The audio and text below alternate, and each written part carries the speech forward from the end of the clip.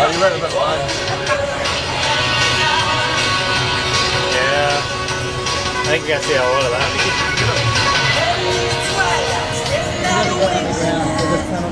Hey guys, just to tell you a little bit about the Arc de Triomphe.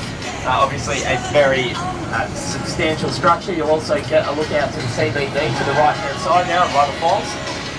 The Arc was originally commissioned in 1806 by Napoleon to signify significant French generals and other French soldiers that died in battle for France. You'll be able to see, as we come around, you might see some names inscribed on the inside of the legs of the Arc. They are the names of significant French generals, and the ones that are underlined are generals that died in battle for France. Also, you'll be able to see an eternal flame in the middle there as we make our way around. As was the first eternal flame to be lit in Europe since around the year 400. They lit that as well. Now, even though Napoleon commissioned the construction of the Arc de Triomphe, he never saw its completion. He passed away on St. Helena before its construction was completed, but his remains were brought through the Arc on the way to his resting place here on Listerdom, which we'll see a little bit later in the City Lights tour, possibly if we have a chance. So that's a little bit about the Arc de Triomphe. A couple of more trivial little facts about it. In post-war celebrations, a plane actually flew through the Arc before, so that was quite an impressive feat that happened. Also, it was the largest triumphal arch in the world until 1982, when it was surpassed by a triumphal arch built in Pyongyang in North Korea.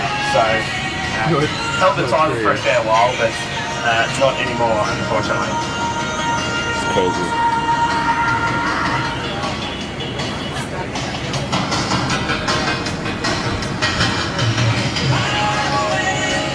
I would not know how to drive.